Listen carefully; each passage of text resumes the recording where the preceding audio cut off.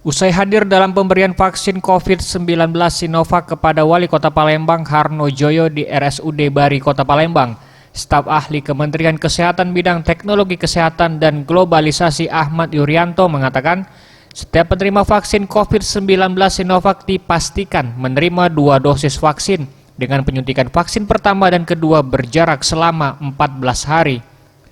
Ahmad Yuryanto juga mengungkapkan, ia ditugaskan untuk memantau proses distribusi vaksin di wilayah Sumatera Selatan. Pelaksanaan distribusi diharapkan bisa sesuai prosedur, sehingga mutu vaksin tetap terjaga. Rantai dingin distribusi yang harus diperhatikan jika sempat di luar suhu 2-8 derajat dikhawatirkan vaksin akan rusak.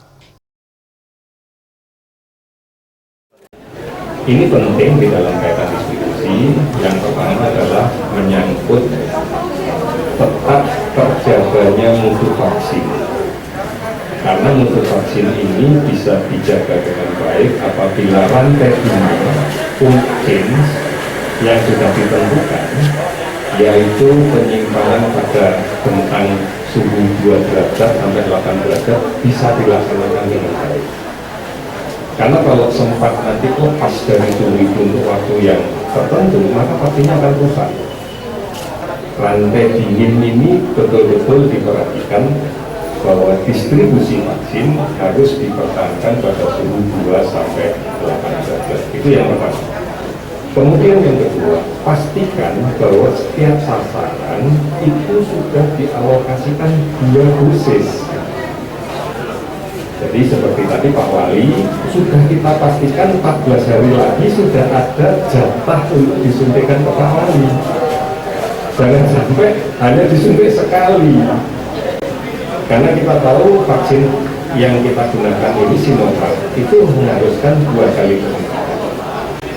Penyuntikan pertama, data yang kita dapatkan dari uji klinis hanya mampu membangkitkan imunitas sampai di kisaran 65%. 14 hari kemudian kita booster dengan suntikan yang kedua, data menunjukkan meningkat bisa sampai 97%.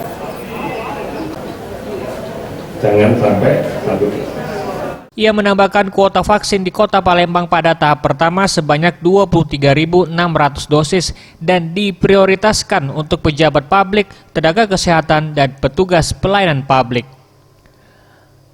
Ramayanti, Sriwijaya TV.